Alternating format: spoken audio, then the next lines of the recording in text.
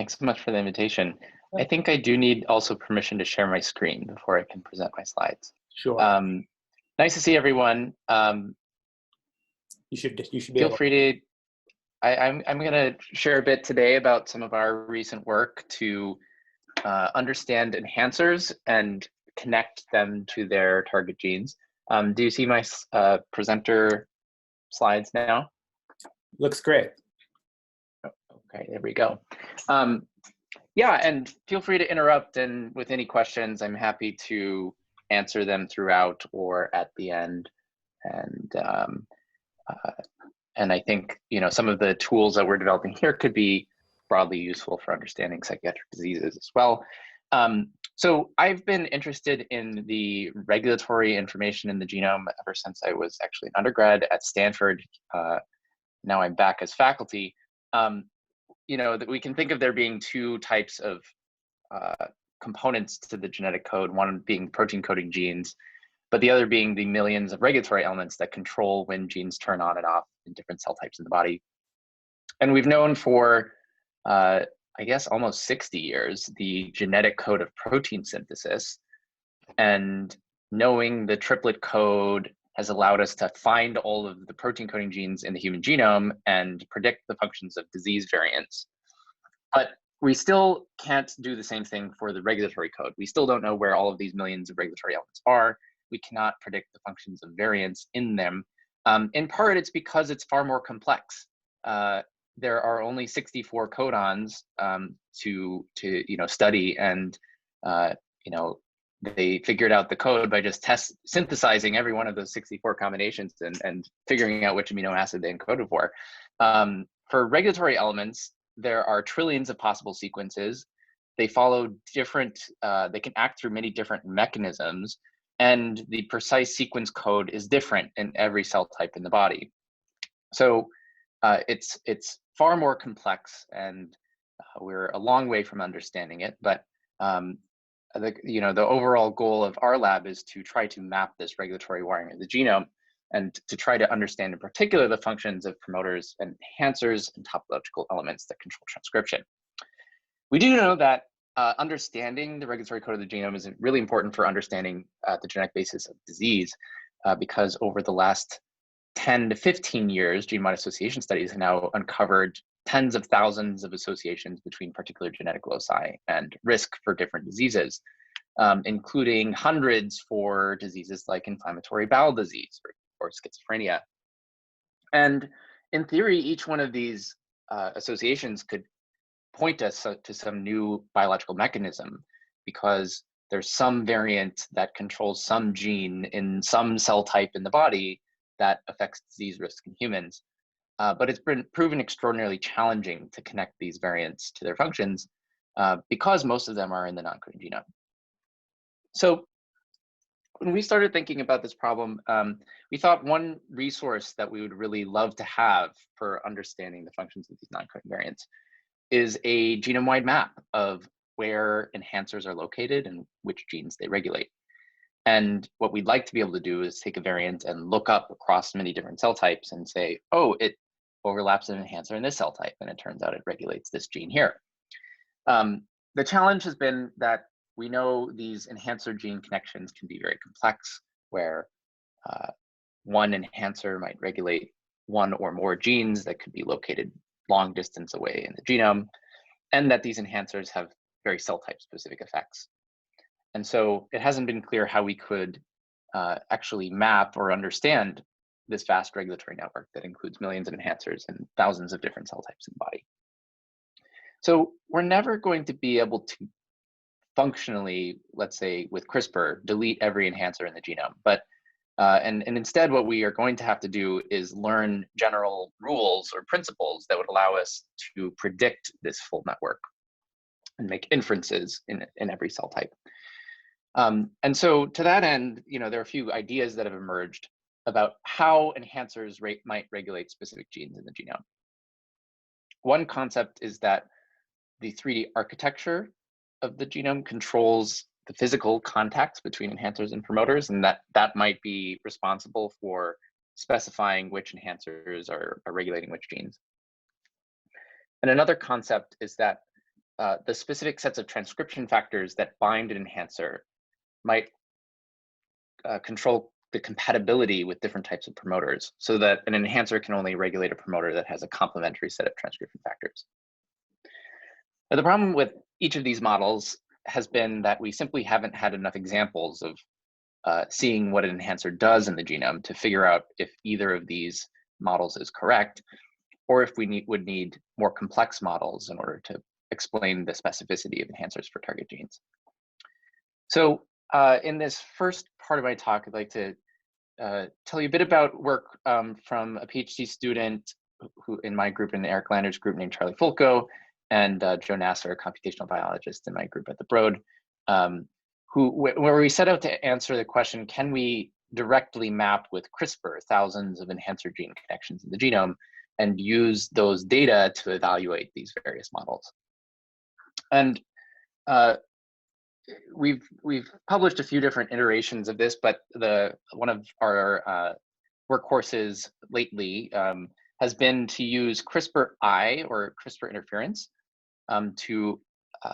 which involves delivering catalytically dead Cas9 fused to a Crab repressive domain, and to use thousands of guide RNAs to tile this around a particular gene of interest and break every putative regulatory element in the region. And then we can read out the effect on gene expression using various single-cell CRISPR screening tools.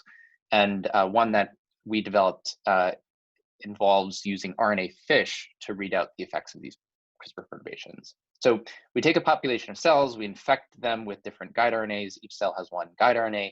Then we take the population of cells and we sort them based on their expression of the gene of interest using RNA fish and flow cytometry, sort them into different bins. So the guides that end up in the high expression bin must have led to an increase in the expression of that gene. And we can sequence the distribution of guide RNAs in the different bins and infer the effects on gene expression. And the advantage of this approach is that we can look at tens or hundreds of thousands of guide RNAs in a single experiment. And we have really highly precise measurements so that we can detect effects on gene expression as low as, say, 10%. And we've now applied these tools to a few dozen genes scattered around the genome in different loci. And what we find are we can actually start to draw the links between enhancers and their target genes. So here is a locus, for example, where we landed CRISPR guides in every one of these DNase peaks or accessible regions indicated in the blue boxes. And the red arc indicates that when we CRISPR this region, there was an effect on the expression of this particular gene. And we start to see a lot of the same complexity that's been observed when people do this one at a time, where, for example, there are enhancers that regulate multiple genes that skip over a few genes to regulate one located several megabases away in the genome. And overall, it seemed very complex. I have a very basic question. I don't want me to interrupt too often, but I think it will be important just to understand as we move forward. How often of the time with these guides do you actually not see an effect? Yeah, so we landed CRISPR guides in every one of these blue boxes. So the ones where there's no red arc means that we landed CRISPR-I in those regions, and we didn't see an effect on any of the genes that are labeled here. So it's technically possible that, so to answer your question, I guess maybe only 10% or less of the accessible elements in a given cell type regulated one of the genes that we measured. Thanks. So we can now use this big gold standard data set where we have positive examples where we know it regulates the gene, but we also have negative examples where we CRISPR'd it and we didn't see an effect. And we can ask, can we build a model, or are there particular formulas that we could use to predict these data? And so our data set is displayed here on the left, where each dot is a element gene pair, where we've CRISPR'd the element, read out the effect on a gene. The red ones are where there's a significant decrease in expression. So these would be possible enhancers. There are a few that go the opposite direction, and then there's a very large number in gray that have no effect. And you can see that they range over anywhere from 1,000 to 1 million base pairs. and they have a whole range of effect sizes, including many that are quite subtle effects. And we'll tally up different methods on the right using this precision recall curve, where the perfect predictor is on the top right. The x-axis is the percent that you of the red dots that you've recovered, and the positive predictive value is how many of your predictions are red versus another color. So the simplest heuristic that folks have used for a long time to link enhancers to genes is to assign an enhancer to the closest gene. And it turns out that this gets it right only about a third of the time. It finds about only 30% of the real enhancer gene connections that we measure, and its positive predictive value is only around 40%. There are other machine learning approaches that have been developed, such as correlating enhancer activity with gene expression, or building more complex models and incorporating many different features. And it turns out those previous models actually did really poorly in this data set. And to some extent, it's because they didn't have any ground truth data. So these are largely unsupervised approaches that just, are predicting the wrong thing. We also tested these molecular models of could we assign enhancers to genes based on the presence of a loop in high C, and that performed quite poorly.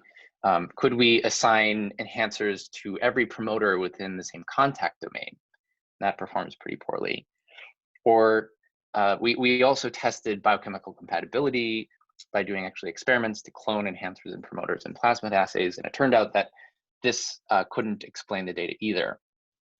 So it was clear that we needed something better or something new to see if we could predict these CRISPR data. And so we went back to the drawing board and we thought about what is the simplest quantitative model for how enhancers work, and could we actually write a formula that represents that mechanistic picture for how we think they operate. And the model that we had in our head was that enhancers and promoters, we know they move dynamically in a single cell, and we think that enhancers have to contact the promoter in order to act. And so one quantity that you'd want to know is how frequently they contact one another.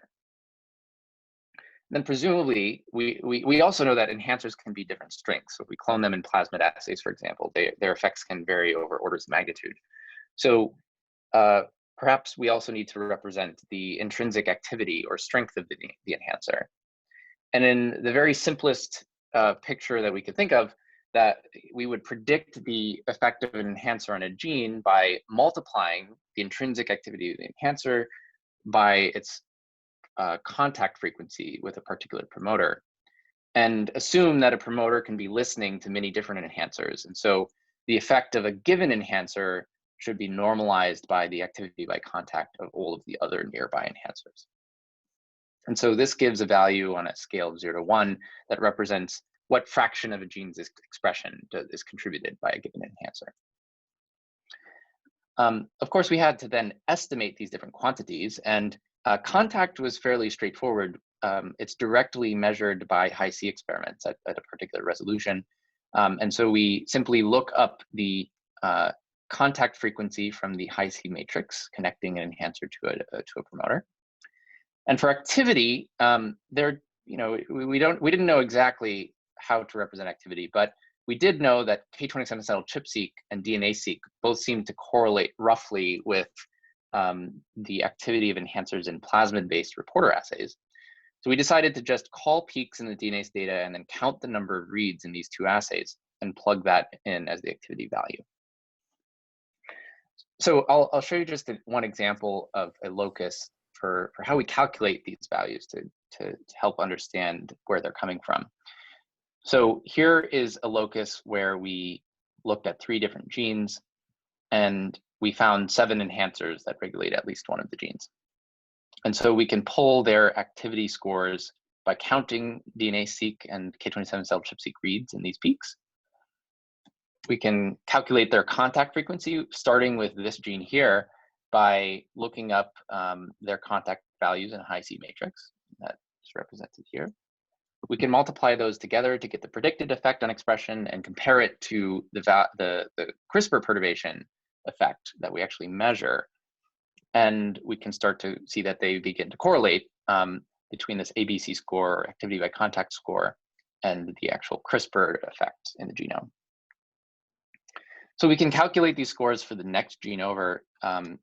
In this case, well, activity stays the same because we're assuming that's an intrinsic property of the enhancer.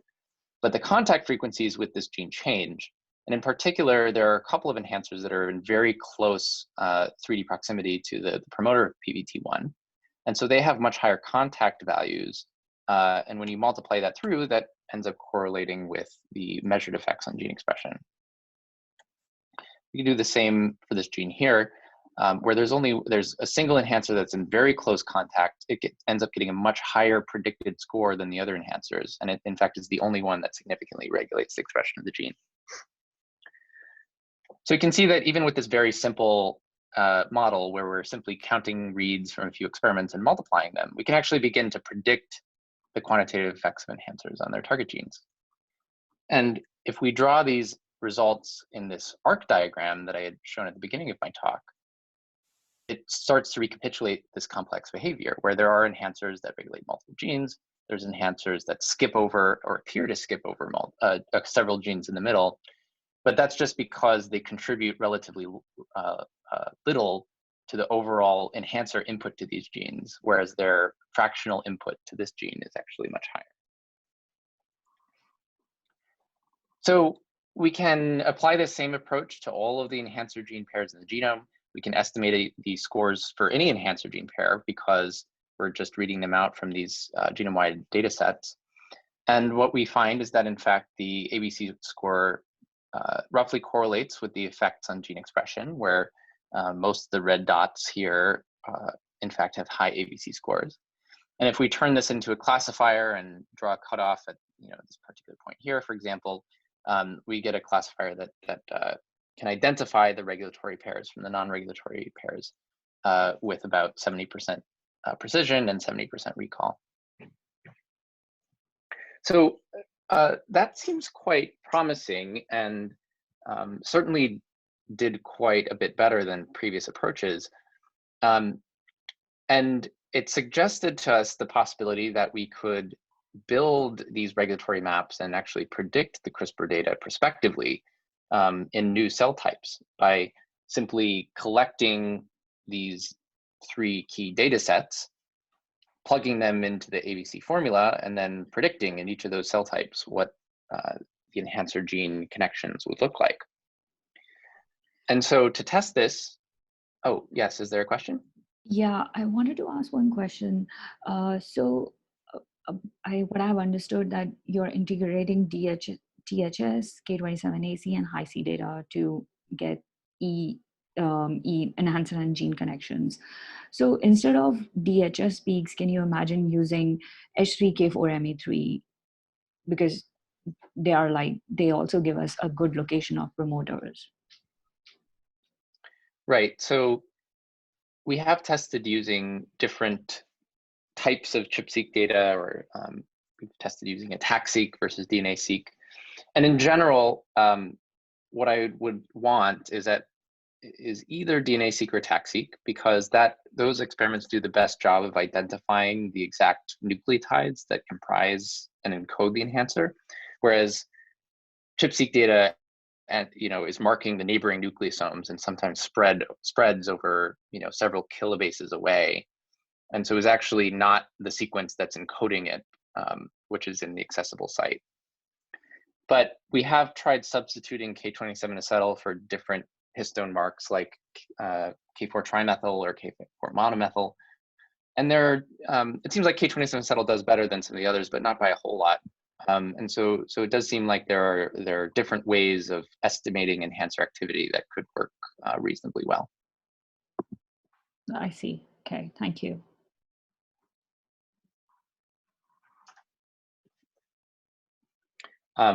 One point that I won't get into today, but that we discovered along the way is that Hi-C data Hi-C data is the most expensive and most difficult to get and least widely accessible of these three experimental types.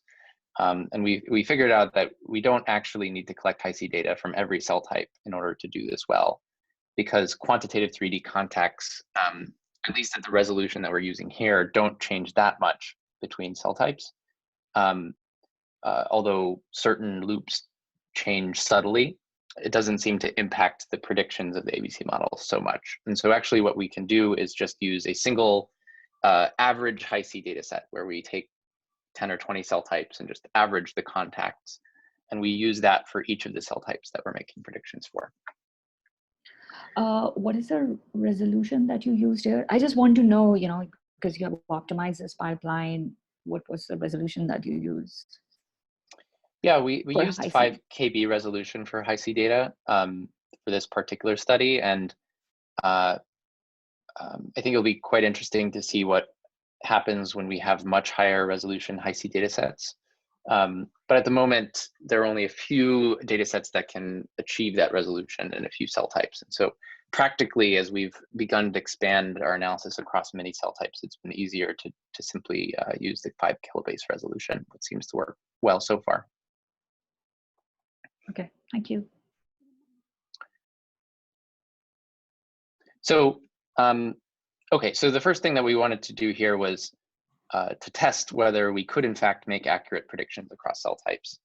And so we collected CRISPR data in a number of different cell types and found that in fact this ABC score also performs well there, where it roughly predicts the quantitative effects and it does a good job of classifying the regulatory enhancer gene connections from the ones that have no effect when we CRISPR them. So, so that suggests that there is a way that we can begin to predict enhancer gene connections genome-wide, where we're not just we're like to distinguish between, does this enhancer and promoter contact each other, whereas here we're saying, does this enhancer in fact regulate the expression of this gene? And we can do it with relatively easy to obtain data sets and start to actually build these regulatory maps of the genome. And I'm not going to get into this here, but it also has a number of interesting implications for gene regulation and the mechanisms of how enhancers work. I think it's interesting that this very simple formula actually predicts much of their behavior. So in the next section, I'd like to discuss some of our more recent work to try to use these insights to connect disease variants to their functions by building regulatory maps and intersecting those with FindMap GWAS variants. And this has been a team effort of my group at the Broad over the last 3 to 4 years, including Charlie, Joe, as well as Feline, Drew, and Ben, who have all now gone off to join PhD or MD programs. So the idea was, could we actually build these ABC maps in many different cell types and layer on human genetic variation to connect a variant to the right cell type and the right gene? And so we collected DNase and K27 acetyl data from 131 different cell types, including many different immune cell types. And we looked at FindMap genetic variants for inflammatory bowel disease, which involves components of variants acting in immune cells as well as in gut epithelial cells. And we started with IBD in part because our collaborators at the Broad Institute, Hailing Huang and Mark Daly, had done a very nice job of fine mapping these GWAS signals to prioritize based on genetic data alone, which are the likely causal variants in each of these loci. And so we asked, how well do ABC maps actually connect to these fine mapped IBD risk variants to known genes and cell types? So here's one example. This is the locus around a gene called IL-10, which is a key anti-inflammatory cytokine. And it was already known that this gene is really important for IBD. It's been knocked out in mice and has a clear effect on mouse models of colitis. There have been Mendelian coding variants in this gene that are associated with pediatric forms of IBD. So we definitely know that this gene is relevant to the disease in humans. And in this region, there's in fact one credible set that includes 2 variants, each that have about 50% probability of being the causal one by fine mapping. And we can take these variants and look up across our big compendium of cell types and say, do they overlap predicted enhancers? And here I'm showing a selection of different primary immune cell types in the data set. And it turns out that both, in fact, do overlap enhancers. This variant overlaps enhancer in several different immune cell types. This one, which is in the intron of IL-10, overlaps an enhancer in various myeloid cell types. And when we use ABC to predict the likely target gene, it links it to IL-10. It turns out that there's a second independent GWAS signal in the same locus that also has a couple of variants with high posterior probabilities, as well as a couple with very low. And in this case, only one of these variants overlaps an enhancer. And that enhancer is specifically active in monocytes stimulated with bacterial lipopolysaccharide, which is a cell type and state that's known to be important for inflammatory bowel disease. And again, ABC links it to IL-10. So this locus seemed quite promising. And so we looked more globally across many different loci for IBD, of which we analyzed 93 non-coding credible sets, and said, in general, do fine mapped variants overlap enhancers in particular cell types more than you would expect by chance?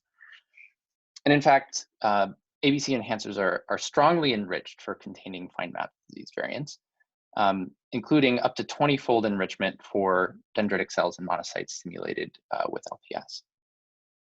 And we see a range of enrichments for other immune cell types as well, consistent with what has been seen before with other approaches. Importantly, it does seem like ABC is doing a good job of identifying functional accessible sites in each cell type.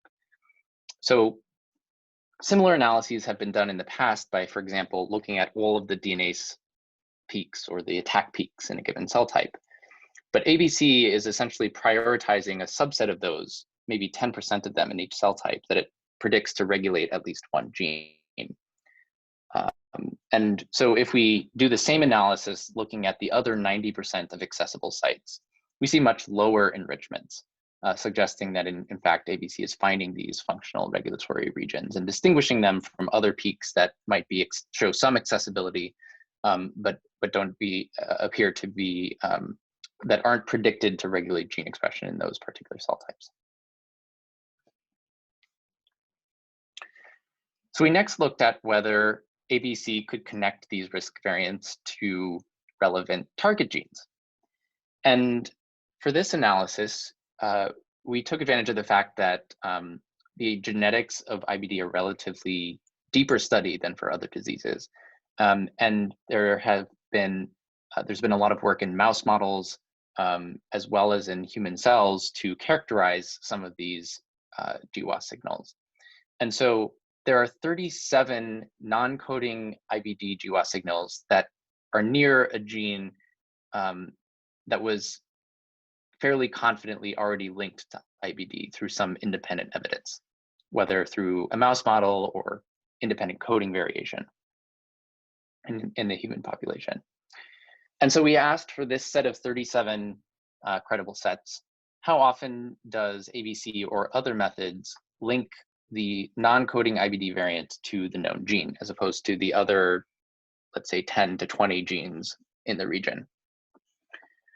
And what we found is that ABC did quite a good job.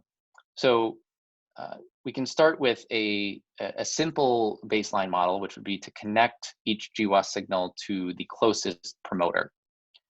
And that actually gets it right about 3/4 of the time, which is consistent with what others have seen for other diseases and traits. So that's actually quite a strong baseline, but it's still getting it wrong a fair fraction of the time. And assigning things to the closest gene doesn't tell you which cell type or which variant to study. We also compared to a number of other regulatory prediction methods. So in blue are various EQTL co-localization data sets, or Mendelian randomization or transcriptome-wide association studies. And these only have about 50% precision. They seem to identify EQTL signals for multiple genes in many cases, only one of which appears to be the correct one that's known to be relevant to disease.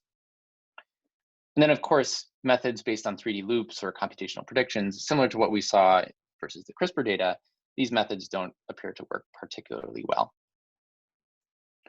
One important feature that we did notice is that ABC, as well as EQTL approaches, show that enhancers and non-coding variants can often regulate multiple genes simultaneously. And so when we initially applied ABC in a somewhat naive way, we simply said, we took a variant and we intersected it with an enhancer, and then we assigned that locus to all of the genes that that enhancer was predicted to regulate. But actually, that ended up performing very poorly because enhancers were almost always predicted to regulate multiple genes. But if we then simply took the single gene in each locus with the strongest ABC score, all of a sudden that method performed quite well. And so it suggests that although our genome is wired such that enhancers regulate multiple genes, it seems like the causal one or the relevant one to disease in a GWAS locus tends to have the highest ABC score. And it seems like these ABC predictions achieve quite high precision. So of the approximately 18 predictions that are made, 17 are correct. And so ABC is identifying a set of genes that that we're very highly confident are relevant to IBD genetics. Of course, the recall of this point here is only about 50%, and is actually less than distance. And I'm not too worried about that because we know that we have fewer than half of the cell types in the gut that are in our current data set.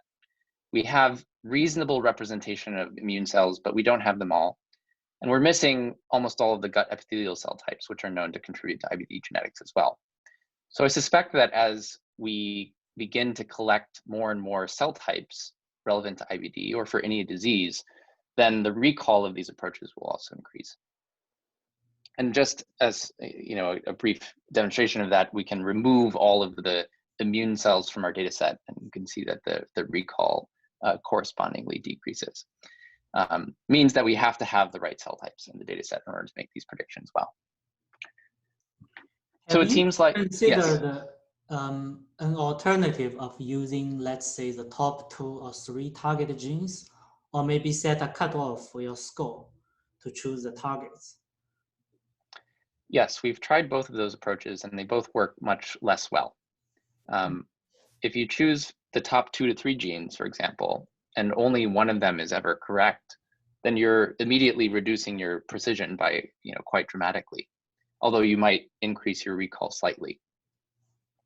And similarly, it seems like in choosing a global threshold on the ABC score itself, that also does not seem to work well. And we see the same thing with EQTL methods, where it seems like if you choose the EQTL gene with the strongest co-localization probability, that actually does better than setting a global threshold and selecting all genes, regardless of which locus they're from, that go there. So it does seem important to analyze these effects in a locus-specific way, and to focus on the genes that have the strongest score in the locus. I see. Thank you.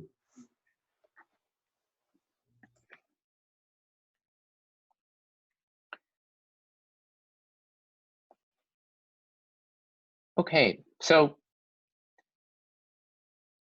we now seem to have a predictor that does a reasonable job of connecting fine mapped variants to relevant genes and relevant cell types. And I'll just show you one example where that pointed us to what we think is a novel mechanism of IBD risk. There's one particular variant in a intron of a gene called ZMYZ1. It's associated with Crohn's disease, which is one of the 2 major subtypes of IBD. And in our data set, it turned out that that variant, in fact, overlapped an enhancer in several different mutant cell types, but that enhancer was connected to a different gene, PPIF, and not ZMIZ1. And that's because the promoter of PPIF is in closer 3D contact with this enhancer than the promoter of ZMIZ1, which is located a few kilobases off the screen to the left. And so this provides a specific hypothesis that the transcriptional regulation of PPIF is relevant to IBD risk in one of these cell types. And that it's this particular variant and not the 20 or so other variants in the credible set that are not displayed here that we should study and investigate. And it turns out that PPIF was an interesting candidate for the causal gene in this locus. It controls, it's located in the inner mitochondrial matrix, where it controls a process called the mitochondrial permeability transition, which is where a pore opens up in the inner mitochondrial membrane and lets small molecules pass, including calcium, reactive oxygen species, hydrogen ions. And so tuning the opening of this pore seems to affect mitochondrial metabolism, reactive oxygen species signaling, and seems to be important in different ways in many different cell types in the body. So for example, knocking out PPIF in cardiomyocytes in mouse prevents cell death in response to ischemic injury. But the role of this gene hadn't been studied in immune cells in great detail. And so we decided to go and test this hypothesis that tuning PPIF function in immune cells would affect their mitochondrial metabolism and pro-inflammatory programs.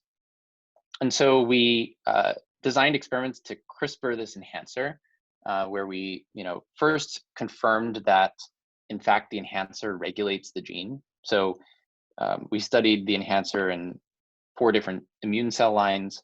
And when we CRISPR it in THP1s, for example, which are a monocytic cell line, we see a 30 to 40% reduction in the expression of PPIF. We then did a small pooled CRISPR screen to look at whether the promoter or enhancer of PPIF, in fact, tunes mitochondrial metabolism and function. And so in these experiments, we stain cells with fluorescent dyes that indicative of mitochondrial function, and sort cells into different bins and sequence the guide RNAs. And we find, in fact, that perturbing the enhancer has a significant effect on this mitochondrial phenotype when you stimulate THP1 cells in a certain way.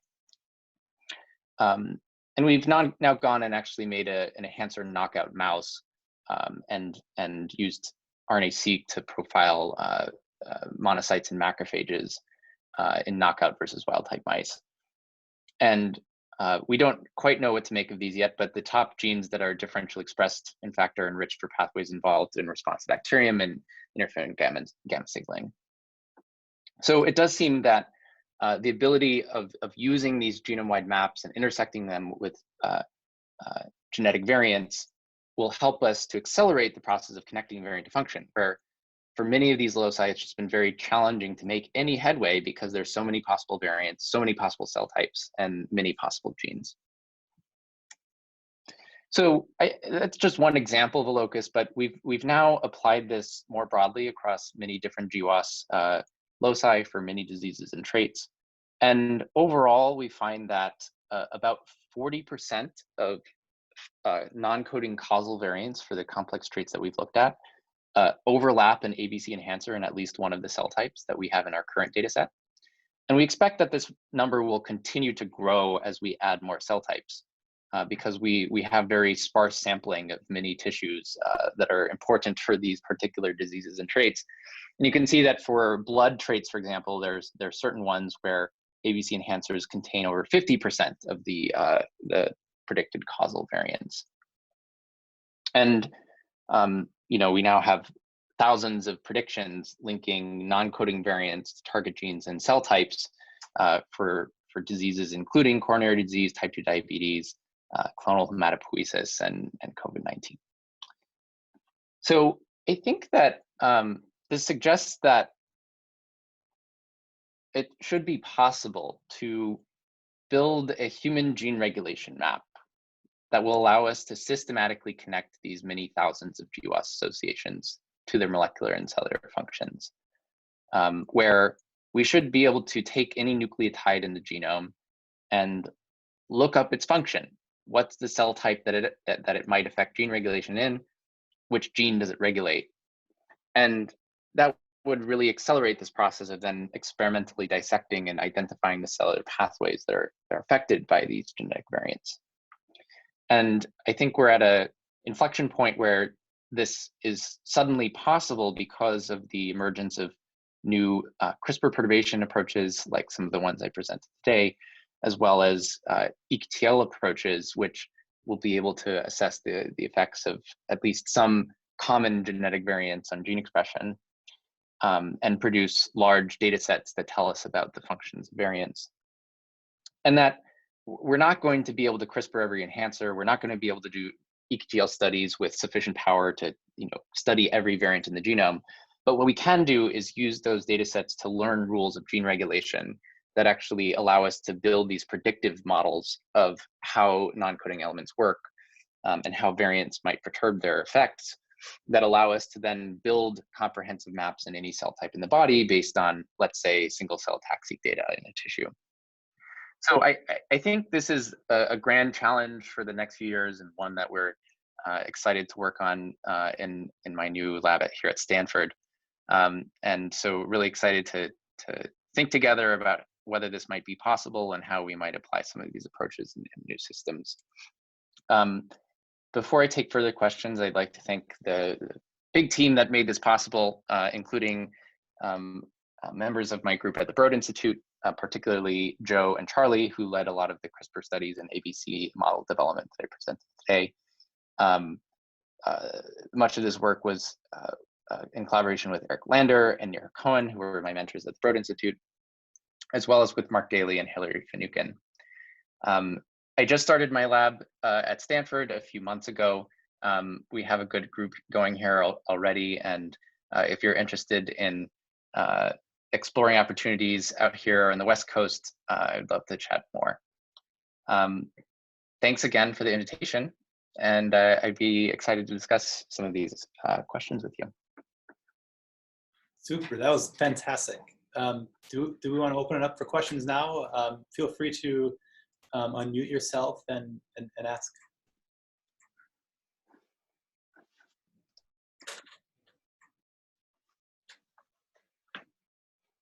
So I'll start with a couple questions.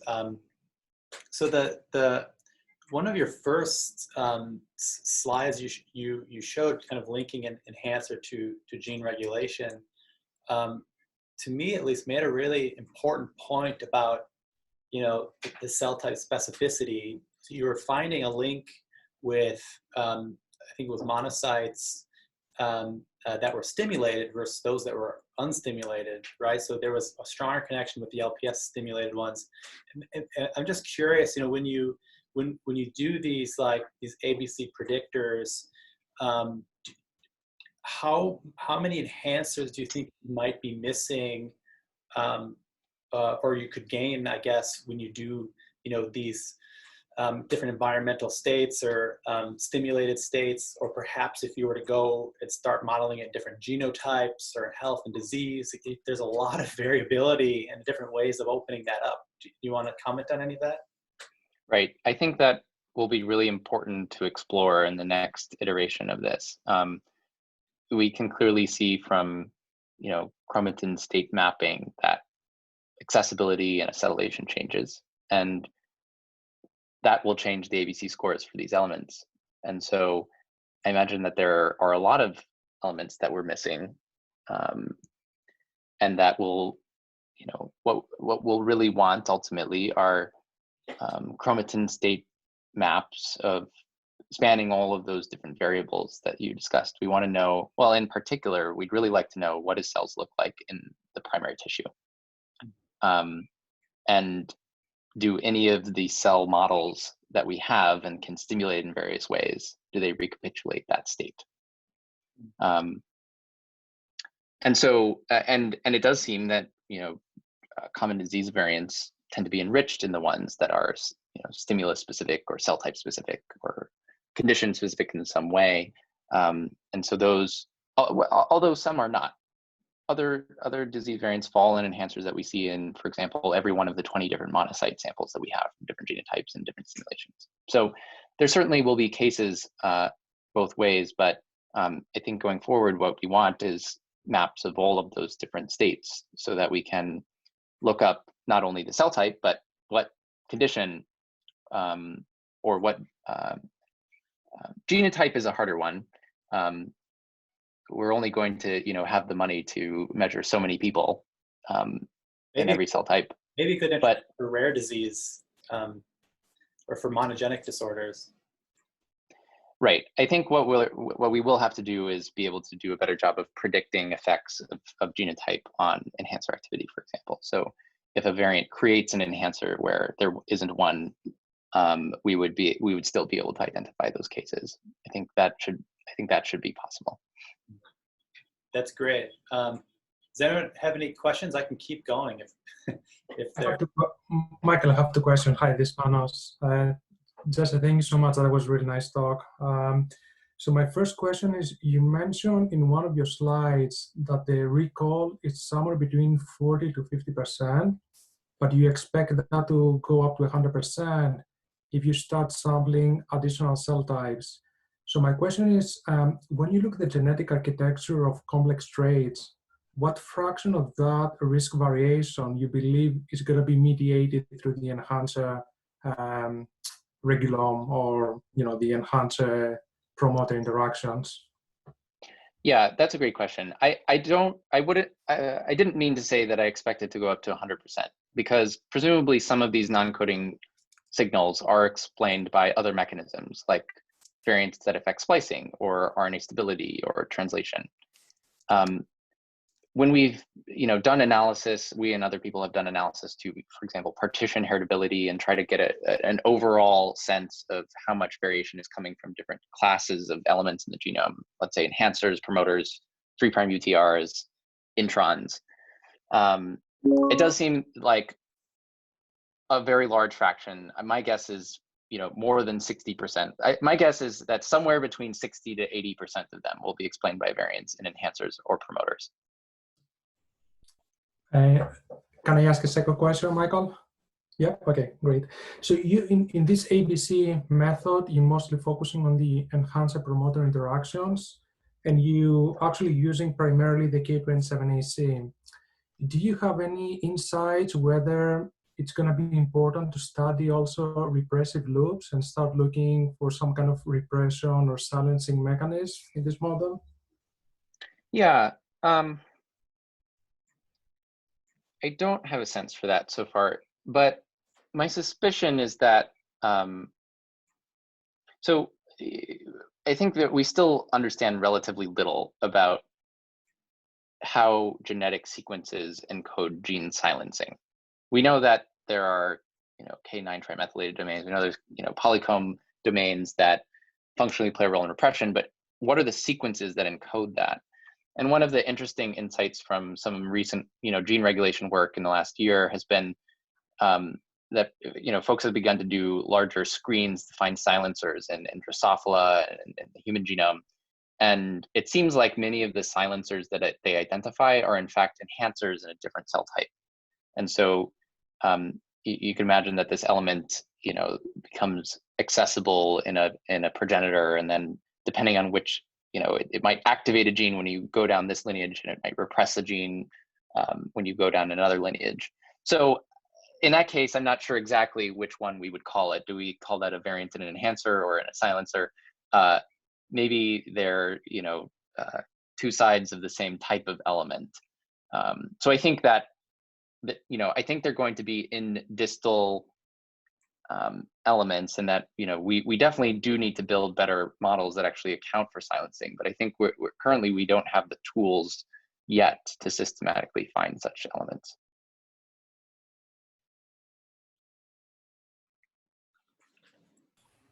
Hi, Jesse. I have one question. On one of your slides, you're actually comparing your ABC method with multiple EQTL dataset, I believe. And I was quite surprised to see the EQTLs not doing as well. Can you actually comment on that and see if there is any room for the EQTL to improve, or at least as much as going on a closest gene or maybe close to the ABC model? Can you also comment on which EQTL dataset was used? And could cell type matching of these EQTL set may improve further performance? Right, yeah. So I wouldn't say that EQTL methods are necessarily bad. I would say that our current data sets and the analysis methods that have been applied to them already don't capture the signals that we want to see for some reason. So for example, each one of those dots on the precision recall curve is an analysis from a previous study. So for example, from GTEx doing co-localization with all of their tissue EQTLs with IBD genetic signals, and whatever they reported and predicted is the comparison that we used. And so I think there are many variables that could be at play. One is the data set and cell types that are present. I don't think that any of those data sets had access to the same range of cell types that we were able to do with ABC, because ABC is making predictions from one data set, one ATAC-seq data set, whereas for every EQTL cell type you want to study, you need 300 RNA-seq experiments. So certainly part of it could be explained by EQTL studies don't have the right cell types yet. I think another part of it is likely that many current EQTL data sets are underpowered to find small effects on gene expression. So for many of these variants, for example, the enhancer that we studied has a 30% effect on gene expression. Presumably the variant itself has an even smaller effect. So let's say that we're looking for a 10 or 20% effect on gene expression. For most variants and genes in the genome, you need to be measuring on the order of 500 to 600 people in order to have good power in an EQTL study to find that subtle effect. And so in many cases, I think that current EQTL data sets are simply underpowered to actually find the link to the gene that we're looking for. And then, of course, the third variable are the analysis methods, and there's much work to be done there too. So I wouldn't say that I think it's going to be very valuable to do more EQTL studies, particularly at single cell resolution, so that we can get coverage of many more cell types. But that I think we're going to have to. The way that we're going to ultimately need to do this is to use those data from both CRISPR studies and EQTL studies to provide positive controls to help us build better models that can find the effect sizes that are small, that can be applied to cell types where we don't have 300 people or 500 people to study. And I think that will be the path forward. Thanks for the insight, and great talk, by the way. Thanks. Can you incorporate genetic variation in your model? I mean, there was a very nice method by Dan Gaffney looking at the correlation structure of the ATAC-seq, and then using genetic variation to do like some kind of causal mediation inference. So if you have like population-based ATAC-seq data, is it something that you can actually use to build like more kind of causal directed models? Yeah, we haven't explored that yet. I mean, certainly the model that we would want to build should account for genetic variation. Whether we want to use it in that particular way of correlating accessibility between enhancers promoters, I think is not clear. When we've looked at other methods that have been based on enhancer promoter accessibility correlation, it seems like in general those methods do quite poorly. Although I don't think we've compared directly to Dan Gaffney's study that you mentioned.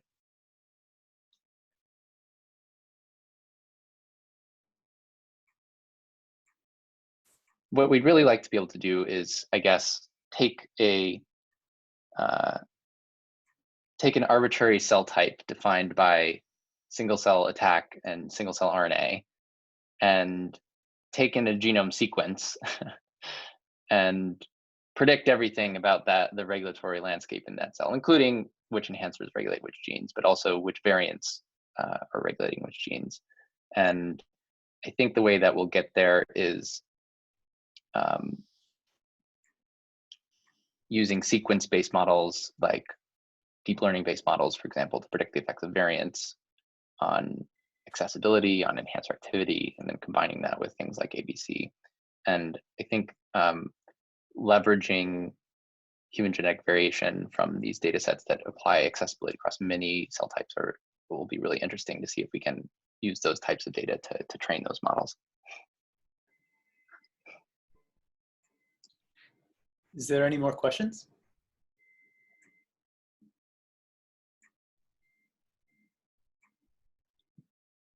One more? Okay, I think we're at time.